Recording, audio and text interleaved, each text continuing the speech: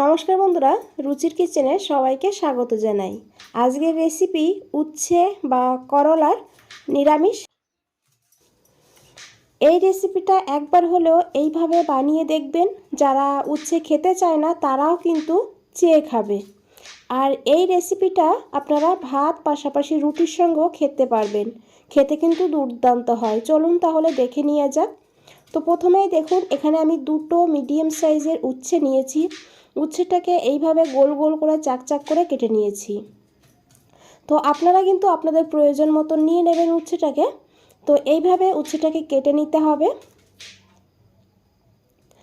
আর এখন আমি এই বীজটাকে বাদ দেব, যেহেতু শক্ত হয়ে গিয়েছে দেখুন, আর পেকে গিয়েছে কিছুটা। তো সেই কারণে আমি এইভাবে এটাকে বাদ দিচ্ছি। আর আপনাদের যদি উচ্ছের বীজটা যদি নরম থাকে, সফট থাকে, তাহলে বাদ না দিয়েও রান্না করতে পারবেন। তো এইভাবে আমি সমস্ত বীজগুলোকে বের করে নিয়েছি। এখন এই বীজগুলোকে ফেলে দিচ্ছি।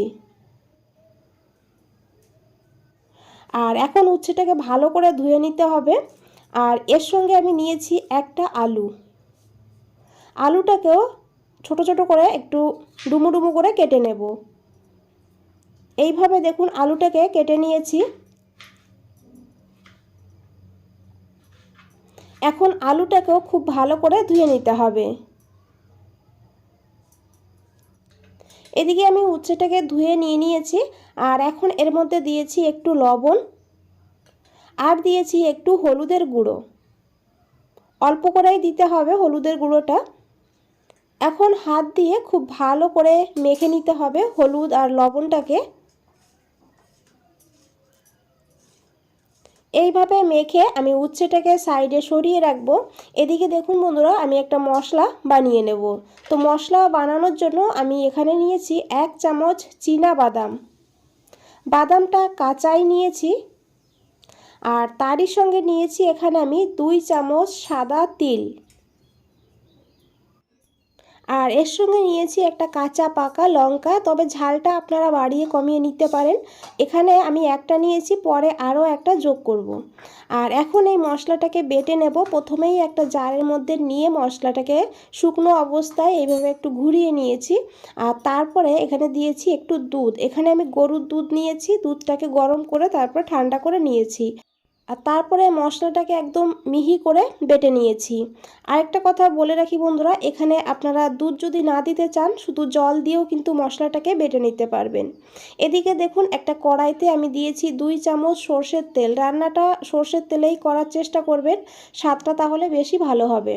তেলটাকে ভালো করে গরম করে নিয়েছি। তারপরে এই উচ্ছেগুলো নিয়ে নিয়েছি। দেখুন কতটা জল বেরিয়েছে।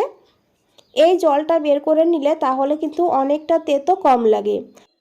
অনেকে তেতো খেতে পারে না, তো এইভাবে রান্না করে দেখবেন। যারা খেতে পারে না তারাও কিন্তু খাবে। আর যারা খেতে পারে তারা কিন্তু এইভাবে এই জলটা বের না করে নিলেও হবে, এমনি ভেজে নিলেও কিন্তু হবে। তো দেখুন, এখন আমি হাত দিয়ে এইভাবে চেপে চেপে এই জলটাকে বের করে নেব। আর এইভাবে জলটাকে বের করে নিয়ে আমি এই গরম তেলের মধ্যে দিয়ে দিয়েছি। এখন উচ্ছেটাকে ভালো করে ভেজে নিতে হবে। গ্যাসের ফ্লেমটা মিডিয়াম টু লোতে করে দিয়ে একটু সময় নিয়ে উচ্ছেটাকে ভালো করে একটু লাল করে ভেজে নিতে হবে। বন্ধুরা, রেসিপিটা ভালো লাগলে অবশ্যই একটা লাইক করে দেবেন। আর নতুন বন্ধুদের বলছি চ্যানেলটা সাবস্ক্রাইব করে পাশে থাকবেন। তো দেখুন বন্ধুরা, উচ্ছেটা কিন্তু ভাজা হয়ে গিয়েছে। এইভাবেই কিন্তু একটু ভালো করে ভেজে নিতে হবে।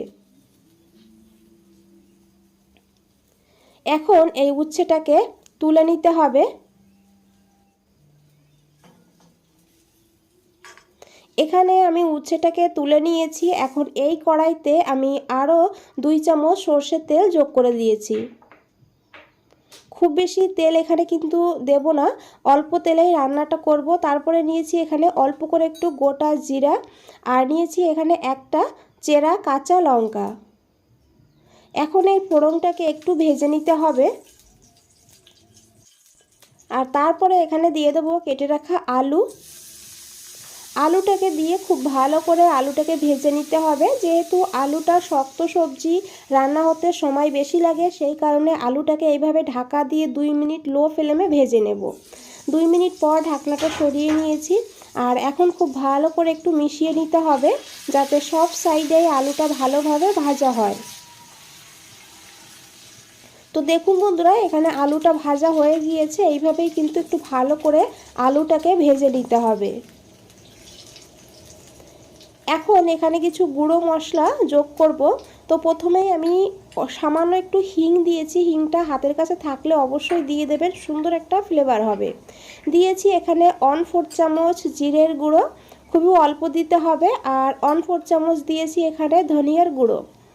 আর তারই সঙ্গে দিয়েছি পরিমাণ মতন লবণ, তবে উচ্ছে ভাজার সময় লবণ দিয়েছিলাম, সেই বুঝে কিন্তু লবণটা দিতে হবে। দিয়েছি এখানে 1/4 চামচ কাশ্মীরি লঙ্কার গুঁড়ো। কাশ্মীরি লঙ্কার গুঁড়ো দিলে কালারটা সুন্দর হবে, তবে ঝাল হবে না। আপনারা বাদ দিতে চাইলে স্কিপ করেও রান্নাটা করতে পারেন। দিয়েছি 1/2 চামচ হলুদের গুঁড়ো। এখন খুব ভালো করে মশলাটাকে একটু ভাজা ভাজা করে নেব। গ্যাসের ফ্লেমটা এই সময় লোতেই রাখতে হবে, না হলে মশলাগুলো পুড়ে যাবে। আর মশলাটা যদি পুড়ে যায় তখন কিন্তু খেতে ভালো হবে না। তো দেখুন মশলাটা ভাজা হয়ে গিয়েছে, মশলার থেকে তেলও ছাড়তে শুরু করে দিয়েছে। এখন এখানে দিয়ে দিতে হবে বেটে রাখা মশলা, বাদাম আর আছে তিল বাটা। জার ধুয়ে অল্প করে একটু জলও যোগ করে দিয়েছি, কারণ জারের গায়ে অনেকটা মশলা লেগেছিল। এখন এই মশলাটাকে 2-3 মিনিট ভালো করে কষিয়ে নিতে হবে।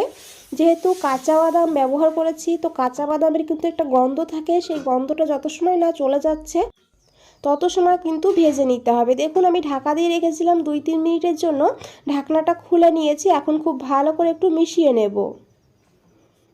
এখানে দেখুন বন্ধুরা, মশলাটা কিন্তু কষানো হয়ে গিয়েছে, দেখে বুঝতেই পাচ্ছেন মশলা থেকে তেল একদম ছেড়ে দিয়েছে। আর মশলাটা কিন্তু আগের থেকে অনেকটা শুকিয়ে গেছে। এখন এখানে দিয়ে দিতে হবে জল। তবে এই রেসিপিটা আমি একটু মাখো মাখো করব, সেই কারণে আমি এই ছোট বাটির 1 বাটি গরম জল দিয়েছি। আপনারা একটু ঝোল বেশি রাখতে চাইলে তাহলে আরও এখানে 1 বাটি জল যোগ করে দেবেন। দিয়ে খুব ভালো করে মিশিয়ে নিয়েছি, ঝোলটা ফুটতে শুরু করেছে। এখন দিয়ে দিয়েছি এই ভেজে রাখা উচ্ছেগুলো। উচ্ছেটাকে দিয়েও খুব ভালো করে মিশিয়ে নেব। আর তারপরে ঢাকা দিয়ে 3 থেকে 4 মিনিট লো টু হাই ফ্লেমে রান্না করব। এখানে প্রায় 4 মিনিট হয়ে গিয়েছে, আমি ঢাকনাটা খুলে নিয়েছি। এখন খুব ভালো করে মিশিয়ে নেব। আর এখানে বন্ধুরা আলু উচ্ছে ভালোভাবে কিন্তু সিদ্ধ হয়ে গিয়েছে। একবার হলেও এইভাবে বানিয়ে দেখবেন, তারপরে আমাকে কমেন্টে জানাবেন আপনাদের কেমন লেগেছে। আর আশা করি ভীষণই ভালো লাগবে। তো দেখুন এখানে খুব ভালোভাবে এগুলো সিদ্ধ হয়ে গিয়েছে। এখন দিয়ে দিয়েছি এখানে 1/2 চামচ চিনি। চিনিটা অবশ্যই দেবেন, যেহেতু উচ্ছেটা তেতো, তাই একটু চিনি দিলে টেস্টটা সুন্দরভাবে ব্যালেন্স হবে। এখন খুব ভালো করে মিশিয়ে নিয়েছি, আরও লো ফ্লেমে 1 মিনিট রান্না করে নিয়েছি। তারপরে দিয়েছি এখানে 1/2 চামচ কাঁচা সর্ষের তেল। সর্ষের তেলটা অবশ্যই দেওয়ার চেষ্টা করবেন, এতেও কিন্তু সুন্দর একটা ফ্লেভার হবে। ঢাকা দিয়ে 5 মিনিট স্ট্যান্ডিং টাইমে রেখে দিয়েছিলাম। 5 মিনিট পর ঢাকনাটা খুলে নিয়েছি। আশা করি বন্ধুরা দেখে বুঝতেই পেরেছেন কতটা লোভনীয় লাগছে। তো বন্ধুরা যদি রেসিপিটা ভালো লাগে অবশ্যই একটা লাইক করে দেবেন। আজ তাহলে এই পর্যন্তই, ফিরে আসছি নতুন কোনো রেসিপি নিয়ে। ভালো থাকবেন, সুস্থ থাকবেন। সবাইকে অনেক অনেক ধন্যবাদ এত সময় ধৈর্য ধরে রেসিপিটা দেখার জন্য।